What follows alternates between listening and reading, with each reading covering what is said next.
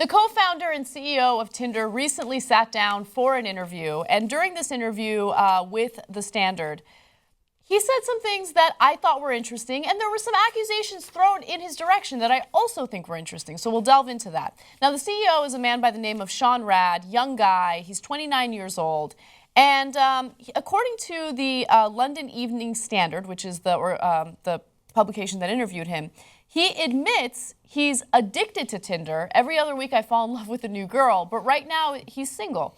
I'm focused. It's such a critical time for the company, so unfortunately I don't have a lot of time for any of that. Now keep in mind he's tremendously wealthy. He says that he is a little bit of a serial monogamist. He's been in 4 long-term serious relationships, but he's not really interested in sleeping with really sexy, hot models. At least that's what he claimed in this interview. We'll get to that in a second. Cenk, tell me what you think. Okay, so I hear him and I feel his pain. You start a company, the point's to get rich and famous and get laid, but then you spend so much time working on the company that you don't have a chance to do that. It's almost like a black fly in your Chardonnay. Okay, so I hear him on that. But dude, if you started Tinder, you gotta use it, man. That's like me starting the Young Turks and not doing any talking. Yeah. Okay, get on there. And so I don't know how long he's. Look, I also feel your pain that I was a serial monogamist. I wanted to be. Oh, it's so painful to be in these long, healthy, fulfilling relationships. I know, you know? Ugh, right? Yeah. I wanted to date more girls and more frequently. I didn't want to be in the longer relationships, but I couldn't help myself. I'd always wind up in a relationship. So there's a lot I relate to him about, except for all the girls he's dating and how rich he is. So let me give you some more. Apparently he was really trying to make a good impression on the reporter. According to the reporter, he's desperate to impress me with how gallant he is, citing the fact that that a supermodel, someone really, really famous, has been begging him for sex, and I've been like, no. She's taunted him, he says, and called him a prude. Okay, so that's what he's claiming. Here's Right, he just lost all my sympathy. I know. So here's an exact statement from him. It gets better. This interview is so good. She's one of the most beautiful women I've ever seen, but it doesn't mean that I want to rip her clothes off and have sex with her.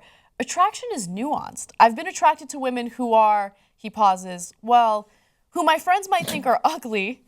I don't care if someone is a model, really. It sounds cliched and almost totally unbelievable for a guy to say this, but it's true. I need an intellectual challenge. Now, he followed that statement with the following. Apparently, there's a term for someone who gets turned on by intellectual stuff. You know, just talking. What's the word? His face creases, the effort of trying to remember. I want to say sodomy? That's got to be one of my favorite quotes of all time. I'm pretty sure it's not sodomy, and I'm pretty sure that you're not actually interested in intellectual stuff. You're interested in stuff and something, but it ain't intellectual.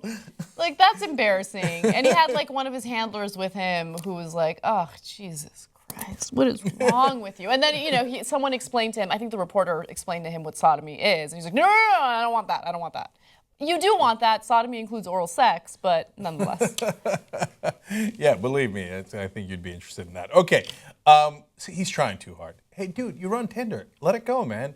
Go the Belzerian route, right? No, do not go the Belzerian route. Okay, fine, whatever, right? But find a middle ground. Okay, be like, just own it, dude. You're a 29-year-old owner of Tinder. Hell yeah, you use Tinder.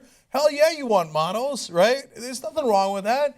Don't try to get intellectual on us and say you're interested in sodomy. What did he mean? Sophistry? I don't know. No, what in the world. Sapiosexuals are people who are attracted by someone else's intellect. So I think that's what he wanted to say. Yeah. Sapiosexual. It's kind of like me when I meant to say spliff and I said splooge instead. It happens. It happens. It happens. It happens to the best of us. Right. Okay.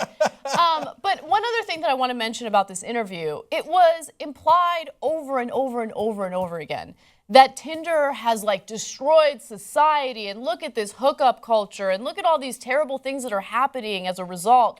And look, here's the thing. This is one platform in which people have utilized it in order to meet others and to have casual sex, okay?